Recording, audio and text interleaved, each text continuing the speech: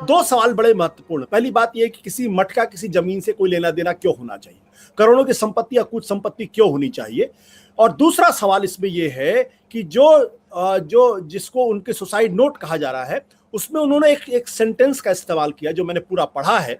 वो ये कहा कि मैंने पूरी जिंदगी सम्मान के साथ गुजारी है, मैं सम्मान के साथ मरना चाहता हूं। और फिर उसमें उन्होंने कहा कि उनके एक शिष्य है आनंद गिरी, और 2-3 और लोगों के नाम लेते हैं और कहते हैं कि ये मुझे लगातार एक महिला के माध्यम से, महिला क्या मतलब एक सीडी का, उन्होंने ये नहीं कहा सीडी, लेकिन उन्होंने कहा कि एक महिला का तस्वीर देकर वो हमें बदनाम करने की कोशिश कर रहे हैं। तो एक मठ जो अखाड़ा परिषद के अध्यक्ष हों, वहां पे अगर कोई ऐसा कोई शिष्य है उनका जो अपने ही गुरु को ब्लैकमेल करे, ये आनंद गिरी जी कौन है, किस चीज के बने हुए हैं, और अपने गुरु को ब्लैकमेल करने की इनकी हिम्मत कैसे पड़ रही थी?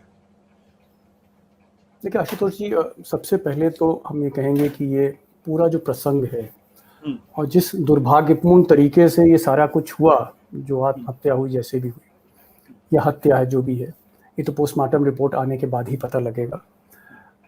कुछ सवाल हैं इसमें, और उन सवालों का जवाब देने से पहले मैं ये कहूँगा कि जब कोई मठ, जैसे आपने जो अपनी ओपनिंग स्टेटमेंट दी है, आपने बहुत अच्छी बात कही कि जिसको मोह माया से दूर रहना चाहिए।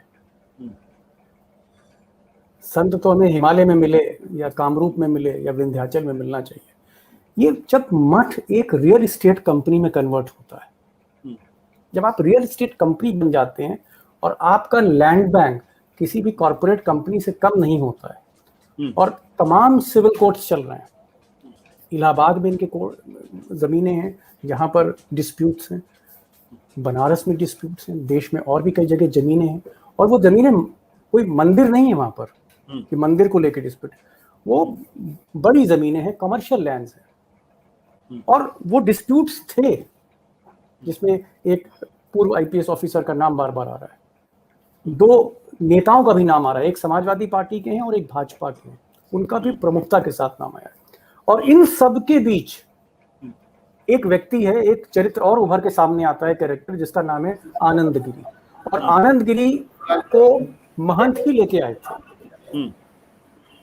और मेरी 2 बार इससे मुलाकात हुई है। एक बार मैं आनंद गिरी से 2017 में शपथ में मिला था, और मैं आशुष जी आपसे कहना चाहूंगा, इतना जेवर मैंने भप्पी लहरी के गले में नहीं देखा जितना मैंने आनंद गिरी के गले में देखा। अच्छा, मैं स्तब्ध था। लैंड क्रूजर गाड़ी, 1.5-2 करोड़ की गाड़ी होगी, बड़े बड़े कॉर्पोरेट्स रखते, उस गाड़ी से उतरे। फिर मैंने इनकी अगली तस्वीर देखी जब एक चार्टर जहाज पे बैठे हुए थे। फिर मैंने इनकी और तस्वीर देखी, फिर मैं इनके फेसबुक को भी फॉलो करने लगा। मैंने कहा भाई ये आदमी है क्या? जो आदमी रामनाथ कोविंद के साथ जिसकी तस्वीर है, कई तस्वीरें उनकी जो हैं वो योगी जी के साथ थे, कई तस्वीरें और मंत्रियों के साथ। ये जो आनंद की जो राजनीतिक महत्वाकांक्षाएं हैं, जहां वो स्वयं योगी बनना चाह रहे हैं, और वहां पर लेकर जो क्लैश हुआ है, तो एक तरफ आनंद है और मतलब संत और महंत में झगड़ा हो गया, उनको उत्तराधिकार मिलना था, उनकी तमाम महत्वाकांक्षाएं थी, और उस बीच ये सीडी का जिक्र आ रहा है कि एक महिला आ गई, जिसका महंत जी ने लिखा भी है कि कंप्यूटर पे उन्होंने इंटरनेट की जगह कंप्यूटर इस्तेमाल किया, लेकिन वो कहना ये चाह रहे हैं कि हमको धमकी दी जा रही है कि इस तस्वीर को, जो महिला की आपत्तिजनक तस्वीर है, उसको जोड़कर यानी मॉर्फ करके वो इंटरनेट पे सर्कुलेट करने की मुझे धमकी दे रहा है, और मैं कहां सफाई दूंगा, यानी ब्लैकमेलिंग का आरोप है। और दूसरी तरफ वो 2 लोग हैं जो महाराज के साथ, महंत के साथ उन करोड़ों रुपए की जमीन के सौदे कर रहे थे, जो वो भी पार्टी, लेकिन उन पर अभी पर्दा है। तो एक पक्ष के ऊपर पर्दा है, एक पक्ष को अभी सरकार सामने लेकर आई है।